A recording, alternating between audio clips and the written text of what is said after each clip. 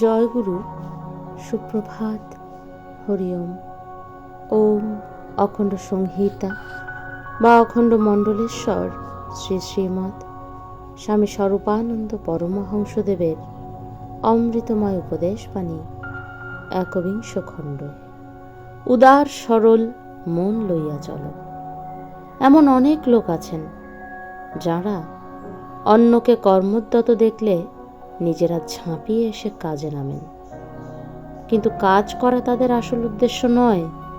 তাদের প্রকৃত উদ্দেশ্য হচ্ছে অন্য লোকেরা যে আপ্রাণ শ্রম স্বীকার করে কাজটুকুকে এগিয়ে দিচ্ছেন তার যশটুকু নিজের জন্য আহরণ করা।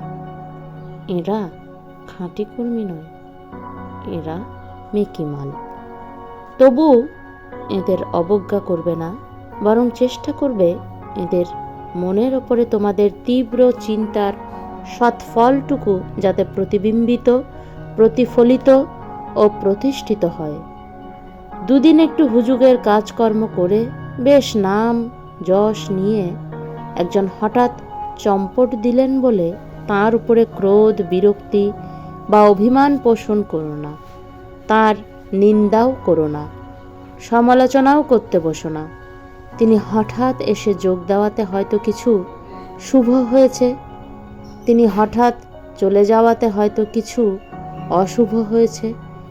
শুভটা বেশি না অশুভটা বেশি এ নিয়ে হিসাব করতে বসো না।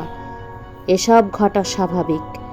স্বাভাবিক ব্যাপারকে নিতান্ত স্বাভাবিক আগ্রহ ও স্বাভাবিক উদাসীনতা নিয়ে সমদৃষ্টিতে দেখে যেও। তুমি যদি অনিন্দক থাকতে পারো তাহলে পরিণামে দেখতে পাবে যে লাভের দিকটাই ওজনে ভারী, ক্ষতির দিকটা তার বিপরীত। উদার সরল মন নিয়ে চলো, দেখবে দুঃখ কম পাবে, দুঃখ কম দেবে। হরি ওম।